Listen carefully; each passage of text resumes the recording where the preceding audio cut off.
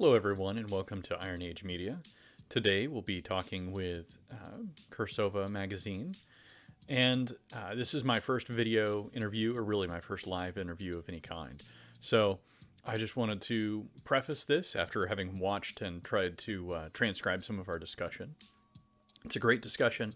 I feel like there was a lot of great points made. So, I just encourage everybody to sit down, have a listen, and if you are enjoying what you're hearing or want to check out Cirsova, their winter edition is releasing today, December 15th.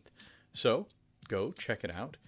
On Amazon, you can just search Cirsova Winter 2022. Enjoy.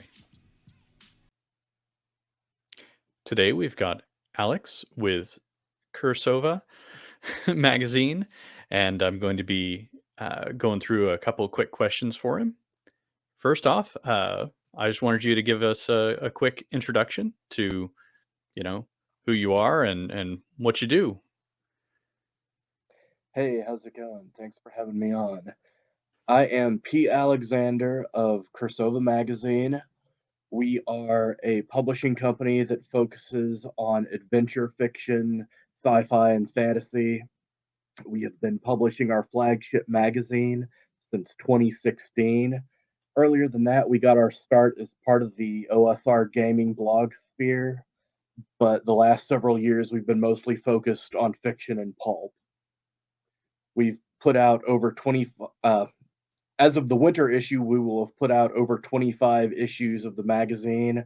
We have several side projects that we're involved with.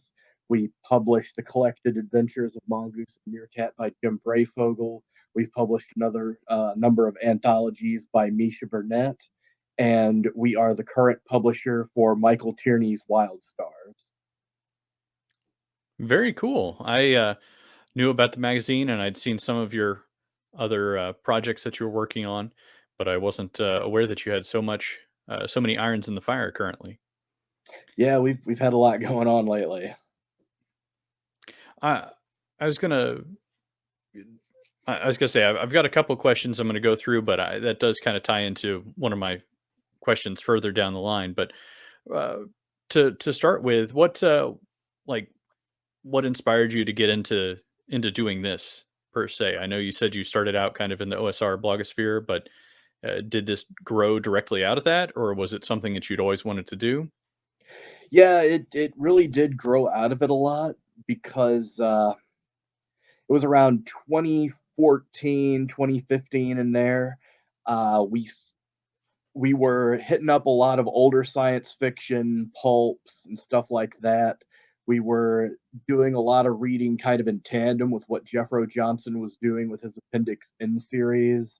And I'd been reading all these old magazines and stuff that I've been picking up at flea markets, and I'm like, I wonder if there are any places out there today that would buy this kind of fiction.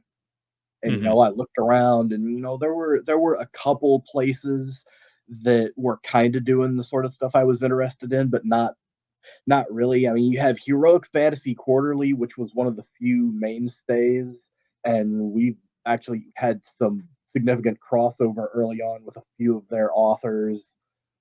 But there really wasn't a lot for the whole Sword and Planet, ray gun romance Hmm. kind of stuff that I was really into at the time. And so, I'd been posting these reviews and stuff of science fiction stories, and just for a laugh, I posted a review of a fake one, and one of my buddies, fell for it. He's like, "Wow, that sounds really good." I'm like, "Yeah, I still need to write it." So so instead of trying to shop around this story, I decided what would happen if I came up with my own pulp science fiction fantasy magazine. Just ran my story in there and just built a zine around that, and it kind of took off, and we've been doing it ever since. Uh, 2016, we put out 4 issues. 2017, we put out 2. We've mostly had about 4 issues per year since then, with like 1 or 2 exceptions where we either had 3 or 5. But Hmm. we've pretty much been a quarterly magazine for most of our existence. S- So, one of my questions was if you had any like personal works that you'd published through the magazine, but I guess that was kind of part of the uh, reason for you getting started. Yeah, yeah, yeah. That was part of it, sure. And over the years, I've only published like maybe three. I'll have a fourth story coming out this year. So like it's not just oh hey, I'm gonna have a magazine to publish my stuff in. Like ever Yeah, since I've yeah, been publishing, I actually haven't had that much time to work on writing. So yeah. I can imagine. Um, so, I mean, are your works all short stories? Are they collected anywhere, or have you thought about doing that? I don't have anything published outside of the magazine under my Hmm. pseudonym. So Gotcha. Okay, well, interesting. I that was actually one of the things I was curious about. well, I take that back. I do have a choose your own adventure book, which I published Oh, a really? little bit before I started the magazine. It's called City at the Top of the World. It is the only published work of fiction that takes place in the Cirsova setting because Cirsova actually started out as a setting blog for D&D campaign. Um, Okay. I read that in one so of your previous interviews, I think. yeah, Um, yeah. So we do have one. I do have the one book that's published in the setting. It's a novella length choose your own adventure, and it was kind of an experiment with Dunsanian fantasy and playing with the ideas of agency in the form of a choose your own adventure story in a scenario where the doom has already been foretold. It's an inescapable doom. How much agency can you have in that situation? Interesting. And what did you share the title of that? I'm sorry if I missed It's it. called City at the Top of the World. Okay, so that's I remember you saying that, but I wasn't sure if that was part of the Cursova setting Yeah. uh, or what. Okay, I'm curious about that. I've had a soft spot. I'm not sure if you were part of the generation that was really big into like the Oh Goosebumps yeah, yeah. I loved books, those but as a that kid. was I had all of the Mario Brothers Choose Your Own Adventure books that they had, and of course I had interesting. the official like Choose Your Own Adventure trademark book, several of them, and yeah, I loved those growing up as a kid. Good. Well, I'll have to check that out. Um, uh, the, also, I'm curious as far as when you started this out. Uh, is this what you envisioned, or how have things changed over the years with Um, Cursova and the whole? it's really hard to say. I mean, we're always in this weird place where it's just a one man operation. I have a few people who I regularly rely on for copy edits. It's still just me all doing everything. But we've somehow managed to become kind of an 800-pound gorilla in the room because there really aren't You're that fading out just a little bit. many I'm sorry. If you magazines out there. could you repeat that last part? I'm sorry, but I couldn't quite hear you. I feel like I'm losing you slightly. Yeah, sorry, hold on a second. My cat's been on my lap and making it hard to Oh, sleep. Yeah, I understand. yeah, I was just saying that despite it just being kind of a one man operation, we're still kind of the big semi pro zine within the scene. There aren't that many other people who are doing things both similar on the same schedule as us and paying semi pro rates. Hmm. So we've kind of occupied this space for a little while. It's been interesting to see some of the changes that have come along.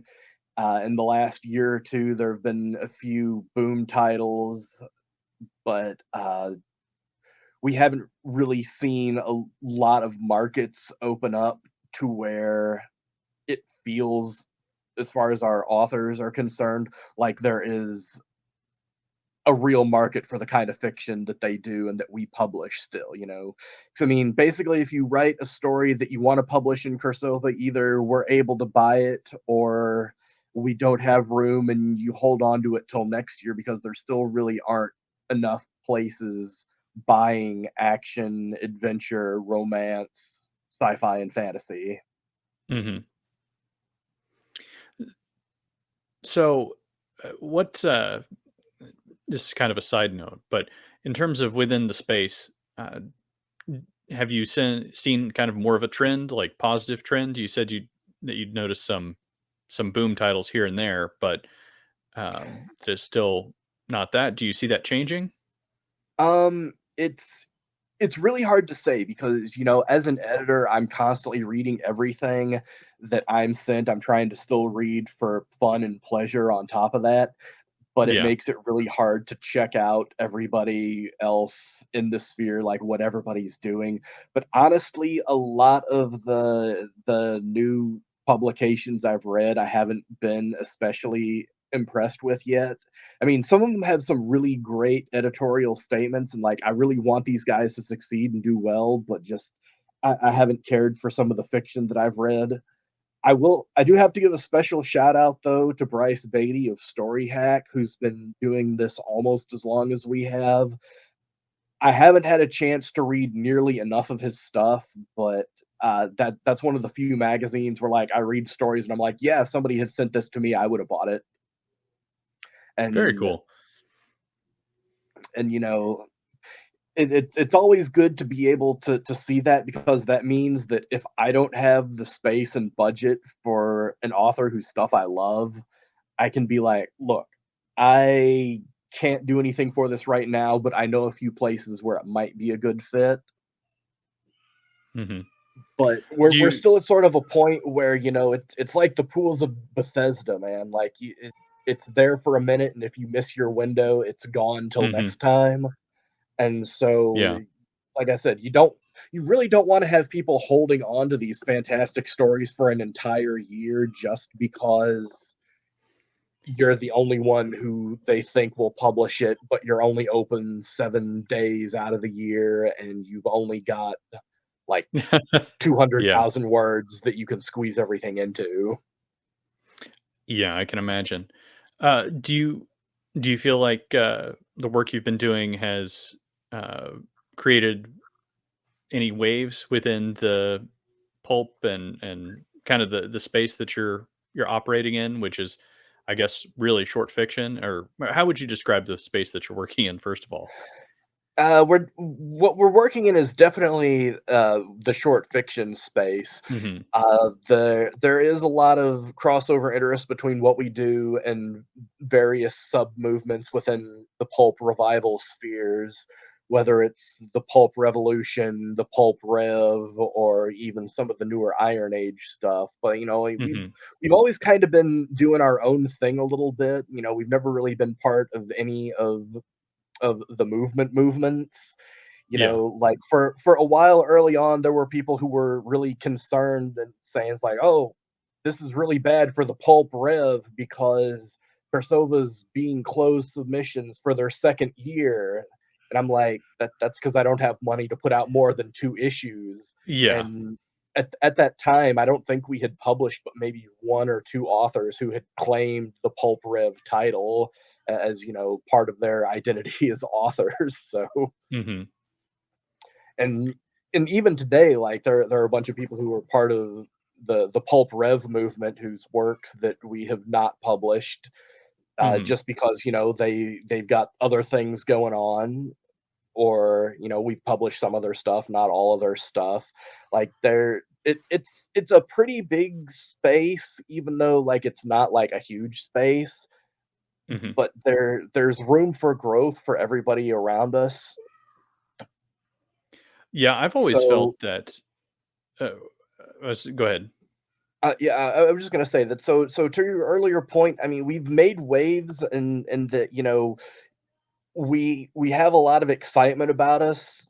There's a certain degree of bona fides that an author gets by being published through us because, you know, we've earned a reputation for really high quality fiction, so getting published by Cirsova is a pretty big deal for people who are, within our immediate spheres. But at the same time, it's not like, we are the king of the arena. It's just the arena is small and there aren't a lot of other people in it yet. Yeah, yeah. I understand perfectly what you're saying. Um, oh, what was I going to interject with? Oh, that I'm perpetually amazed at the number of people who are really trapped in basically like fixed resource thinking on stuff like entertainment. It's like entertainment is huge, and the dollar signs that are out there, like people who are worried about attention or space. There's more attention and money on the internet than all of us could ever want combined. And uh, sometimes I think people are very concerned about, oh no, there's this person here, that person there. That means it's going to harm me. And I always Yeah. I always feel like Well, there's just so much more room for growth than there is for competition.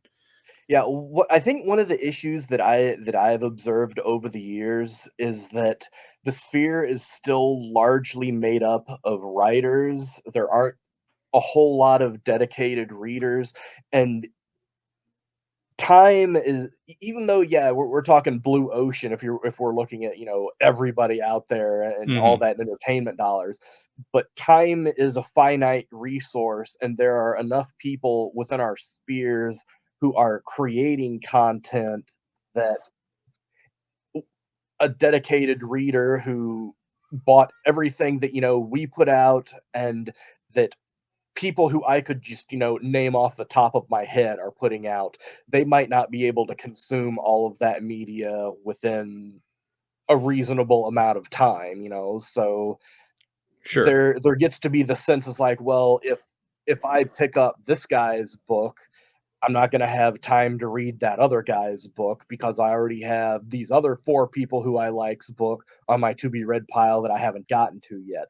So there Hmm. is a big sense of that, I think, within the the fiction communities. And, I think one advantage that we have as a short fiction outlet is it's a lot easier to just pick up and read a short story Oh and, yeah. move on. But at the same time, our own magazine ended up getting thicker and thicker to the point where this year we were putting out these 170-page, like nearly 100,000 word issues. And I'm like, this is too much even for me to manage as an editor, doing all the proofs and stuff. Hmm. So we are trying to dial it back a little bit for next year so that, you pick up an issue of Cirsova, you could still probably read it over the course of a week at a leisurely pace. Yeah. Yeah, I actually think that I've gotten sidetracked off of it, the fall issue. So and I still haven't finished it because I've been doing the short story prompts through Iron Age Media. And one of the things I committed to was, oh, I'm going to read all of these. And, um, I've gotten a lot more of them than I expected. So, that does take up a meaningful amount of time at the end of the day. So, and as far as editing goes, I'm like, yeah, I try to keep people to 500 word articles or less because I'm not an editor by trade or by training or by any real sense of the word. So I try and minimize the amount of harm I can do to somebody.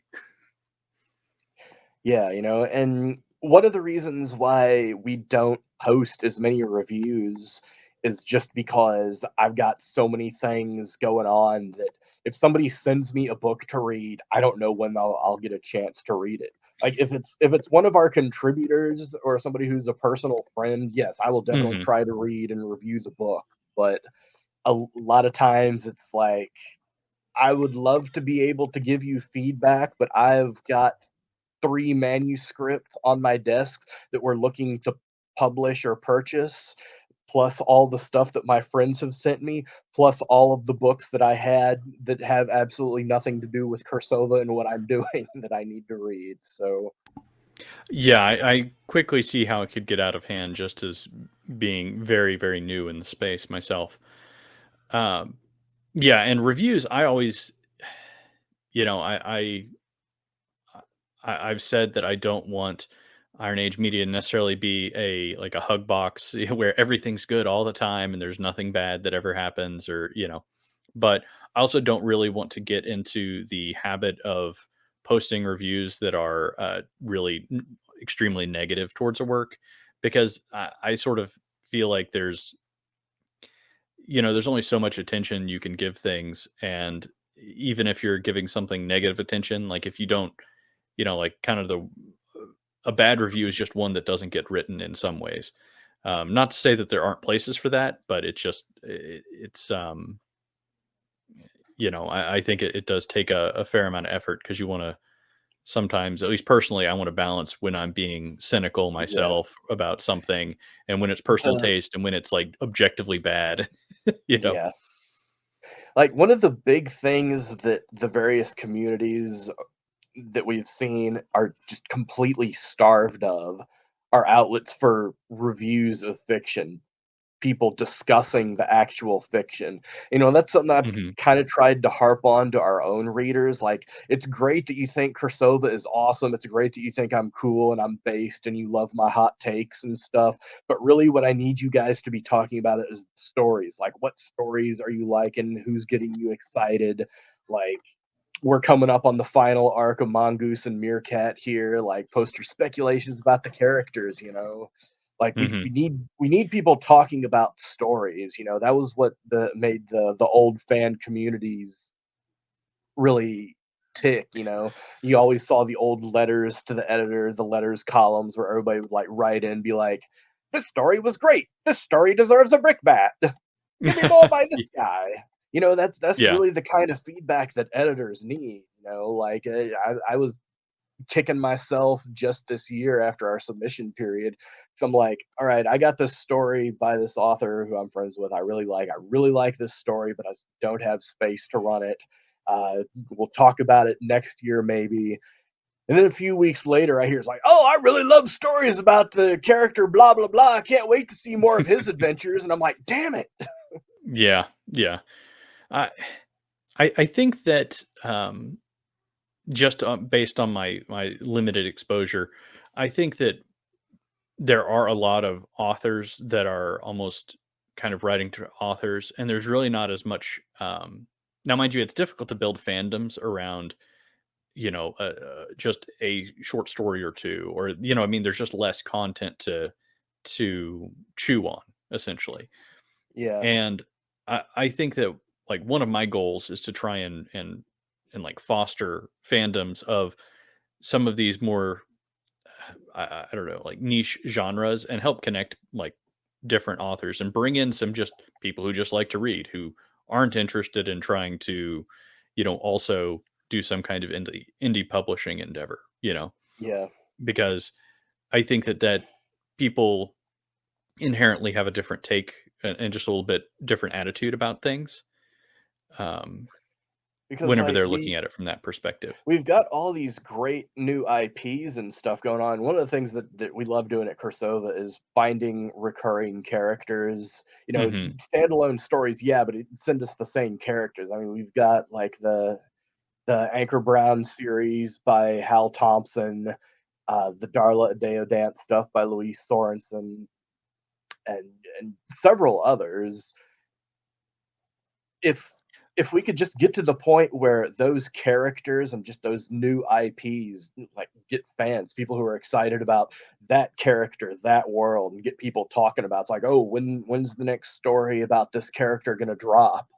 That's really the Hmm. excitement and energy that we need to see. And I feel like once that happens, then we'll have really finally broken through and crossed the threshold of being something big. Like as it is, it still feels like and this probably isn't true, but a lot of times it feels like oh, I'm just kind of coasting on the cult of personality. Like everybody likes Cirsova because he's some kind of badass asshole or something. We'll buy it because of that, not because we're looking forward to like the next story, the next installment of Wild Stars or whatever. Interesting. So I would say that I would refute that because when I came into the space, and to be honest with you, was not aware of the magazine until earlier this year. I just hadn't even heard of it, and um, Because I people aren't think it talking was about the stories. well. I wasn't. To be fair, I wasn't active on like writing Twitter or anything like that. You know what I mean? I wasn't. I wasn't seeking out short fiction necessarily. I like short fiction. I've always liked anthologies and things like that. And I'd done some reading, but I tend to kind of like read in huge bursts of, I'll go like 8 months and not read anything. And then I'll, for the another 4 months out of the year, I'll read like a couple dozen books maybe, you know, or and shorts and just kind of like find something that I like and like dive into it and binge on it essentially, or go back to old stuff and reread it. Um, but yeah, so I'm curious, uh, what's your so whenever I bought the magazine, it was more out of a recommendation. I think Razorfist might have been the first person that I heard it from. Yeah, Razor has actually plugged us several times over the years. He's a Yeah. regular reader of the magazine. hmm So would like whenever it comes to social media persona, do you think that um the kind of like past persona that you've had and maybe continuing on, which I admit I'm not as familiar with, um do you think that that helped you get started? Do you think it's like contributing to your growth now, or do you think that there's some kind of like a transition phase? Is that kind of what you're getting at? It definitely contributed to our growth, especially early on. It's just that during the early Trump years, Twitter did a lot of clampdowns on the communities that were really excited about us. Mhm. Yeah, fair enough.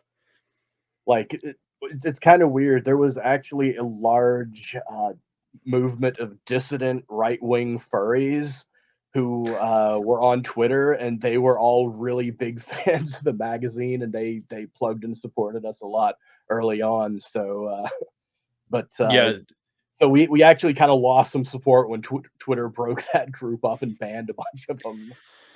it's I'm not particularly familiar with that per se, but I do know from some of the artists that I know over in the more like gun tube and gun culture area that furries seem to have a strange amount of money and will pay a lot of money for various things. So I'm sorry you lost that revenue source, but that's interesting. Do you see with maybe with the future of Twitter maybe being less censorship prone? Do you think that opens up space for you guys to do more growth, or is Twitter a big place for you guys in terms of social media interaction, or are there other places? I mean, it's one of the places where we've got our blog, which is really the main hub. I haven't been as active posting there lately just because, when you're spending all of your time doing project work, you don't have weird, fun little tidbits to share hmm or stuff that's interesting, and it turns into just a series of okay, here's updates on all the stuff I'm working on. This is what's going on. Yeah, Catch here's you this guys later. formulaic Like thing. it's a little bit Yeah. boring. It's a little less personal, hmm and so it's been hard to stay on top of everything I'm doing work wise and maintain all of the presences necessary to really market in all directions. Yeah, I was curious. Yeah, I've felt that as well. Is Cursova your primary gig, or do you do other things as well? Cirsova is entirely hobby. It's what I do in my Oh, spare okay. time. I got a day job that I've gotta I take wasn't care of sure. and I was pay the curious. bills. Yeah, I hope that you'd be able to, make a full-time job out of it, but seems like that would be difficult. Well, You know? this is shaping J up to be our 2nd year where we've actually turned a profit. I Hey, mean, there you not go. not a very, substantial profit, and part of it is Mhm. by But still, juggling a that's important. few expenses into next month instead of this month, but Yeah. Yeah, so far I've collected exactly $0 from Iron Age Media, so not that I expected to make any money with it. Unfortunately, it's very low cost to operate.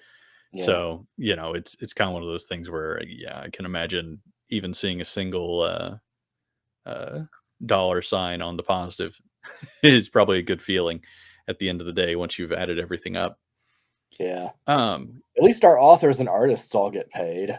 yeah, of course. Well, and that's another thing that I think, can be undervalued. Sometimes people take an attitude of not wanting to pay for this or buy that or whatever. And it's like, well, you're pouring money into an ecosystem that you actually want to exist versus one that frequently actively does not want you to exist. So I think there's definitely value there, even if you are close to breaking even kind of thing.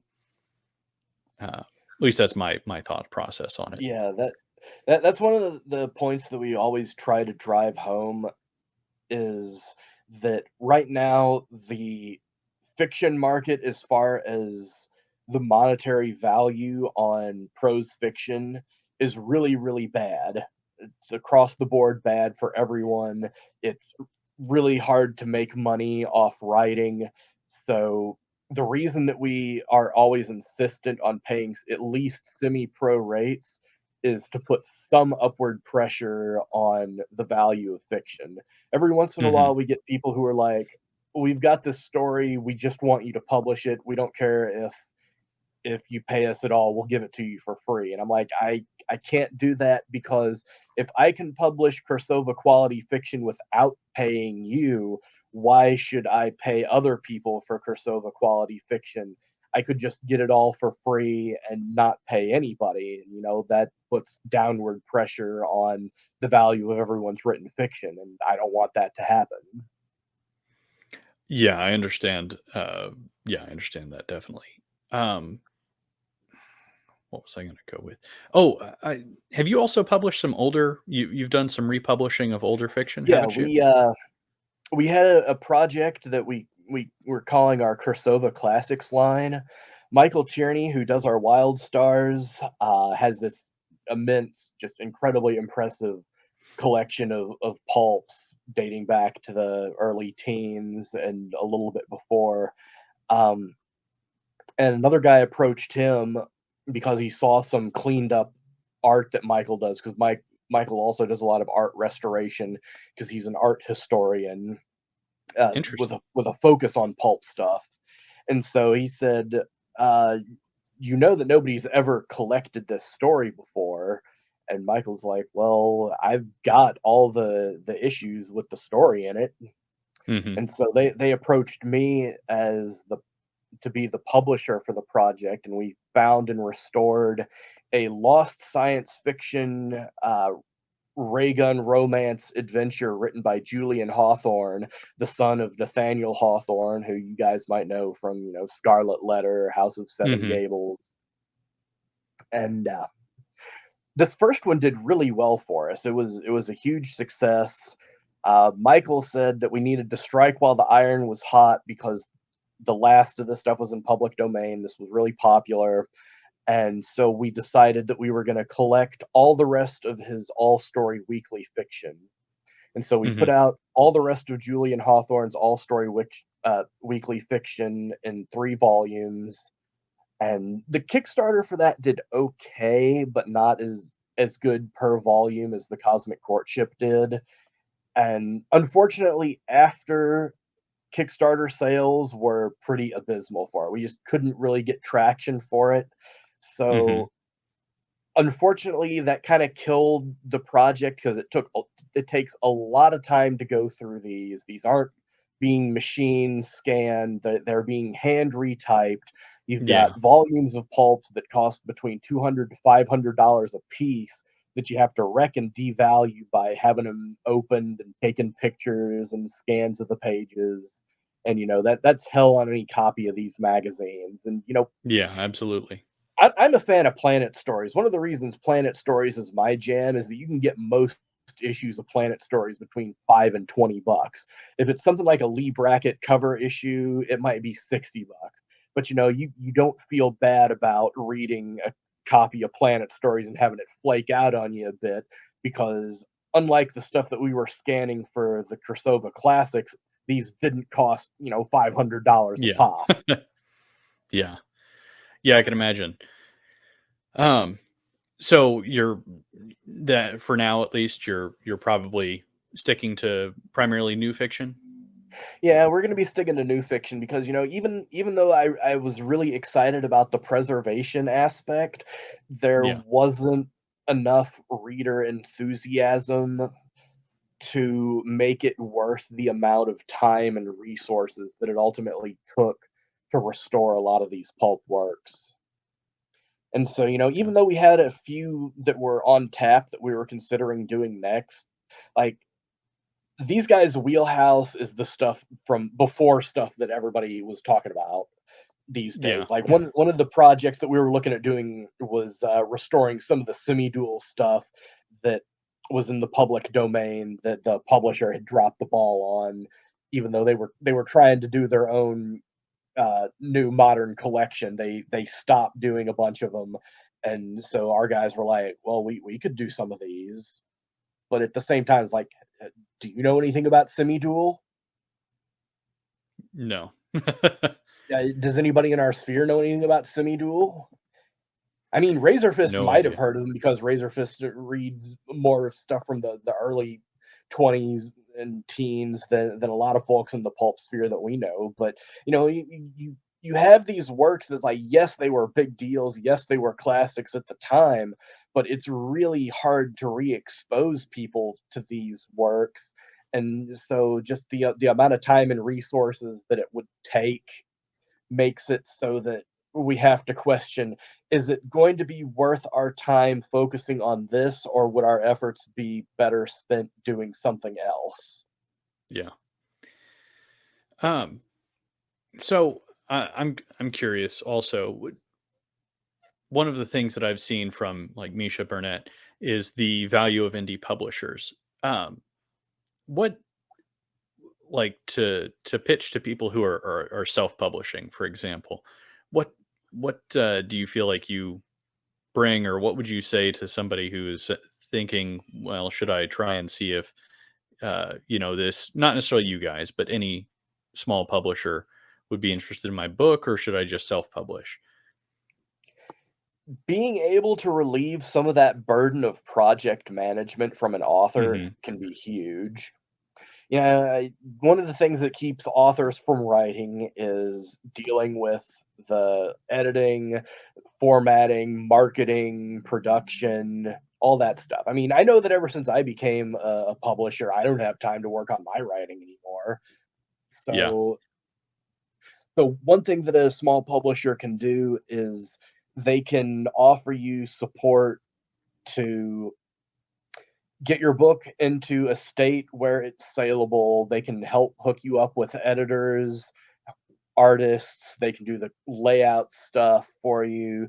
They can handle sales outlets, pre-orders, all that stuff that would take time away from you working on your fiction. That's Actually that's really writing. what a Yeah. small publisher can bring to the table. Gotcha. I figured as much, but I just wanted to, toss that one to you. As far as marketing goes, what kind of marketing do you guys do? Um, it's honestly pretty limited marketing on our own end because I mean, Cirsova is still just a one-man shop as far Yeah. as day-to-day operations goes. I mean, we've messed around some with some ad campaigns. We've done uh, some press releases, but honestly, like the things that get the most traction in sales, like for the least amount of effort, is shit posting. Hmm. So, okay. So you feel like kind of just not even necessarily directly related to the the writing, you know what I mean? So it's more like just kinda I putting mean, yourself out there, and then people who are beyond maybe just, okay, like, tweet, "Oh, what's this guy's also got a magazine," kinda thing? Or do you feel like you're attracting a following that way? Just out of it's curiosity. kind of worked. I wish that it didn't, but like, Yeah, yeah, we this one guy tried to come at us. We dunked on him really hard, so hard that we got suspended from Twitter in a week, and we came back to about 200 new followers and several dozen sales. interesting. Um, we even had a past contributor throw us under the bus for it, and then after that, we're like, "Oh, Bill Willingham just liked this post and then sent us a story? Okay, that's cool." Interesting. So I'm curious. I've not been up to date on the a lot of the history of the movement as far as, I mean, I've seen it from kind of an academic perspective. By the movement, I just mean like the various movements, because there's been several different uh what would you call it? I mean, like you kind of There had have been a like lot of everything little from, waves, because the yeah. one that we came in on was the 2015, 2016 wave that kinda tied in with sad puppies Mhm. and rabid puppies and all that stuff going on with the Hugos, except, like, we were kind of in our own little side where it's like, for all the stuff they're saying about the sad puppies, how they're racist, sexist, whatever, you'd really expect a bunch of spear chucking Martians or going after scantily clad women, but none of their stories have any of that good stuff. Where are the nutty nuggets? Where are the nutty nuggets, Brad? You promised us nutty nuggets. Interesting. I was gonna say I caught I was aware of the sad puppies thing was probably whenever I first kind of came into awareness of some of the divisions within the fiction community as far as that was concerned. I mean, I sort of sensed it beforehand, but that was also where I sort of jumped on the boat in terms of like spectating from afar. But Yeah, yeah. interesting. So I'm not going to keep you too much longer here, but I did want to ask you, uh, first off, what do you see as the future of Cursova? I'm pretty much gonna just keep doing it as long as I can do it. I wish I had Hmm. more concrete plans for the future, but I do have a few things that are coming down the pipeline and a few projects that give me reason to continue doing what I'm doing. For instance, like I said, we've become the publisher for Michael Tierney's Wild Stars. Hmm. Michael has been working on this project of his for nearly 40 years now. Probably earlier if you count some of his earlier stuff, but he dates it to I think when he first published uh, the black and white Wild Stars comics in the 80s. Very So cool. he's been working on this for decades, and he was our local comic shop guy. And when I first started the magazine, I'm like, "Hey, would you be interested in just getting like some free ad space in the magazine?" And he was just kind of like, "Yeah, sure, whatever." And and I came back with like a really nice looking professional magazine, and he was kind of surprised. Kind of, he admits that he didn't expect me to either follow through, or he expected it to be a zine, or he kind of expected to die on the vine like other projects so Well, often that's do. usually what And he was happens. like, Yeah. "Well, are you taking any new stories?" And I'm like, "Yeah, sure, send us something." So we published one of his short stories, and he kind of kept on over the years publishing a short story of his here and there. And then he was like, "Would you be interested in publishing the third volume in my Wild Star series?" And I'm like, "Yeah, sure, I'd love to. And let me get caught up on reading it." And so we published a magazine edition of his third volume of Wild Stars, and after that, we did the 35th anniversary edition. And he's like, "Well, how would you be interested in maybe serializing them? I'm to the point now where I can write one of these a year." And I'm like, "Yeah, sure." So since 2021, we have been serializing a new Wild Stars novel each year in Cirsova Magazine. He's got everything planned out through uh, volume 12, which will end the cycle. We are slated to publish Wild Stars 7, The Gold Exigency, serially next year, starting with our spring issue. So we're gonna try to at least keep the magazine going till we can finish or help Michael finish getting his project out. It's this big lifelong thing. We'd love to be able to see it through to the finish with us. Yeah. So, yeah, but there's no plans necessarily at this time to necessarily shut things down. It's just kind of like that's a minimum amount Yeah, that you're yeah. going I to mean, continue doing. Yeah. Okay.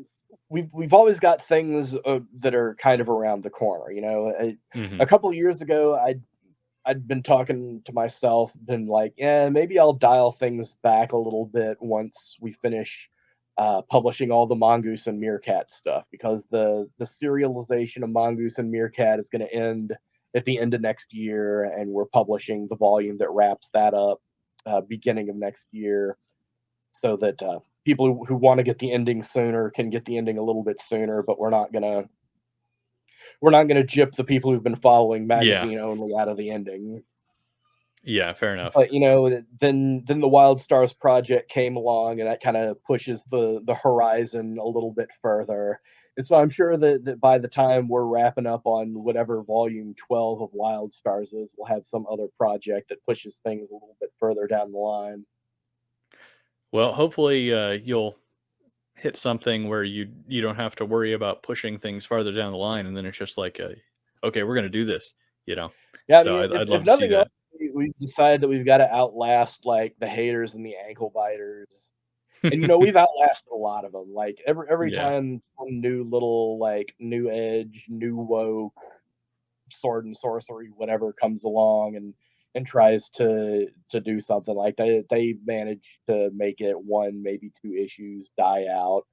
Sometimes they'll come back for a revival. Where it's like, man, as long as these guys are trying, there's no reason I shouldn't, don't keep the standard up. Yeah. Yeah. All right. Well, I was going to say I'm going to go ahead and let you go, but I appreciate you sitting and talking with me. Where can everybody find you? And do you have anything to direct people towards? Yeah, you can find us at cursova.wordpress.com. Just pretty much search our name. You can find all of our titles on Amazon. You can find us on Lulu if you prefer slightly better paper and hardcover copies. Um, we have got our winter issue coming out on the 15th. You can pre order the ebook on Amazon. The print version will be available soon too. We are going to be launching the Kickstarter for the third volume of Mongoose and Meerkat here in the soon time. You'll see links to the sign up page on our various social media and websites. Awesome. Well, thank you very much. I really appreciate it. Yeah, thanks for having me.